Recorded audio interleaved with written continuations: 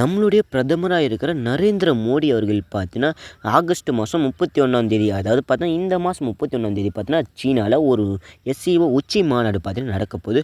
அதில் பார்ட்டிசிபேட் பண்ண போகிறாங்க. ஸோ அதில் என்னென்னலாம் நடக்க போகுதுன்னு எல்லாத்தையும் இந்த ஒரு வீடியோவில் நான் உங்களுக்காக சொல்ல போகிறேன். நம்ம சேனலுக்கு நீங்கள் புதுசாக வந்தீங்கன்னா மறக்காமல் சப்ஸ்கிரைப் பண்ணி வச்சுட்டு வீடியோக்கு லைக்கை கொடுத்துருங்க.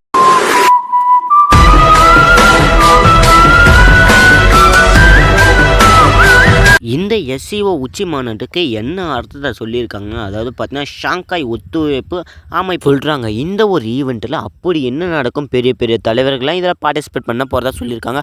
ஸோ அது எல்லாத்தையும் நான் உங்களுக்கு இந்த ஒரு வீடியோவில் டீப்பாக சொல்ல போகிறேன். ஸோ மறக்காமல் லைக்கை கொடுத்துட்டு வாங்க. கிட்டத்தட்ட நம்மளுடைய பிரதமராக இருக்கிற நரேந்திர மோடி அவர்கள் பார்த்தீங்கன்னா சீனாவுக்கு போய் பார்த்தீங்கன்னா கிட்டத்தட்ட ஒரு 5 வருஷம் ஆயிடுச்சுன்னு சொல்லலாம். அவங்க பதவி ஏற்றது 2019, அதுக்கப்புறம் 2020ஆம் ஆண்டில் பார்த்தா சீனாவுக்கு போயிருப்பாங்க. என்ன ப்ராப்ளத்துக்காக அவங்க போனாங்கன்னா, அதாவது பார்த்தீங்கன்னா கால்வான் இந்த ஒரு பள்ளத்துக்கு பார்த்தா 2 நாடுகளுக்கு இடையே பார்த்தா பெரிய விரிசல் ஒன்று ஏற்பட்டது. அதனாலே பார்த்தா இந்த நாட்டில் இருக்கவங்க அந்த நாட்டில் இருக்கவங்க ஒரு பிரச்சனை பார்த்தீங்கன்னா வந்தது நம்மளுடைய இந்தியாவுக்கும் சீனாவுக்கும் பார்த்தீங்கன்னா. ஸோ இதை பெருசாக வளர விடக்கூடாதுன்னு பார்த்தீங்கன்னா அப்போவே 2020 பார்த்தீங்கன்னா பிரதமராக இருக்கிற மோடி அவர்கள் பார்த்தீங்கன்னா அங்கே போயிட்டு வந்திருப்பாங்க. ஒன்ஸ் அகைன் இப்போ பார்த்தீங்கன்னா 2025 ஆகஸ்ட் 31ஆம் தேதி பார்த்தா சீனாவுக்கு பயணம் போகிறதா சொல்லியிருக்காரு பிரதமர் மோடி. ஸோ இந்த ஒரு ஈவெண்ட்டில், அதாவது பார்த்தீங்கன்னா எஸ்சிஓ இந்த ஒரு உச்சி மாநாட்டில் எந்தெந்த நாடுலாம் பார்ட்டிசிபேட் பண்ண போகிறாங்கன்னு நான் உங்களுக்கு சொல்கிறேன். இந்த ஒரு உச்சி மாநாட்டில் India, China, Russia, Pakistan, Kazakhstan, Kyrgyzstan, Uzbekistan, Tajikistan இந்த மாதிரி, அதுக்கப்புறம்னா ஈரான். ஸோ இந்த மாதிரி 8 உறுப்பு நாடுகள் பார்த்தீங்கன்னா இதில் பார்ட்டிசிபேட் பண்ண போகிறதா சொல்லியிருக்காங்க. இதில் அப்படி என்ன நடக்கும், என்ன பேச்சுவார்த்தை நடக்கும், ஸோ இவங்களுக்குள்ளே எதனா பிரச்சனை இருந்தால் இரு நாடுகளுக்கு இடையில் பார்த்தீங்கன்னா எதனா ஒரு பிரச்சனை இருந்தால் சால்வ் பண்ணுவாங்களான்னு கேட்டிங்கன்னா அதுதான் நடக்க போகுது. ரீசெண்டாக பார்த்தீங்கன்னா அமெரிக்காவோட பிரசிடெண்ட்டாக இருக்கிற டொனால்ட் ட்ரம்ப் அவங்க பார்த்தீங்கன்னா எல்லா நாட்டுகளுக்கும் பார்த்தீங்கன்னா டேக்ஸுக்கு மேலே டேக்ஸு போட்டு தள்ளிக்கிட்டு இருக்காரு.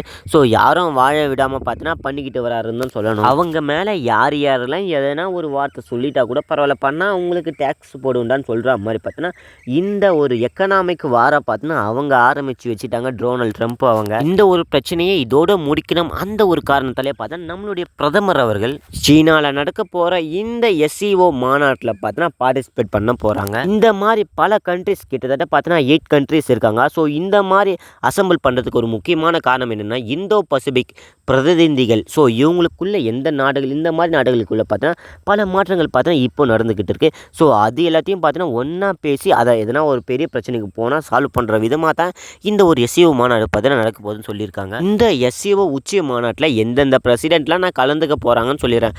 அதாவது பார்த்தீங்கன்னா இதுக்கோட ட்ராவல் டைமிங் என்னென்னா, நம்மளுடைய பிரதமர் மோடி அவர்கள் பார்த்தீங்கன்னா ஆகஸ்ட் 31ஆம் தேதியிலிருந்து செப்டம்பர் 1ஆம் தேதி வரைக்கும் பார்த்தீங்கன்னா சீனாவுக்கு செல்லலான்னு பார்த்தா சொல்லியிருக்காரு. அதுக்கப்புறம் சீனாவோட அதிபரான ஜின்பிங் இவங்களுடைய தலைமையில் தான் இந்த ஒரு உச்சி மாநாடு பார்த்தீங்கன்னா நடக்க போகிறதா சொல்லியிருக்காங்க. அதுக்கப்புறம் ரஷ்யாவோட பிரசிடெண்ட்டாக இருக்கிற புட்டின் அவங்க கூட இதில் பார்ட்டிசிபேட் பண்ண போகிறதா சொல்லியிருக்காங்க. முத்தரப்பு வாதங்கள் பார்த்தா இதில் நடக்கும்னு பார்த்தா சொல்லியிருக்காங்க. சீனா, ரஷ்யா, இந்தியா. ஸோ இதில் நல்ல ஒரு கம்யூனிகேஷனை இதில் டெவலப் பண்ணுவாங்கன்னு நான் நினைக்கிறேன். சரி, இதை பற்றி நீங்கள் என்ன நினைக்கிறீங்கன்னு மறக்காமல் கமெண்ட்டில் சொல்லிட்டு வீடியோ பிடிச்சா லைக்கை கொடுத்துட்டு உங்கள் ஃப்ரெண்ட்ஸ் ஷேர் பண்ணி சந்திர சப்ஸ்கிரைப் பண்ணி வச்சுங்க. அடுத்த வீடியோவில் சந்தி.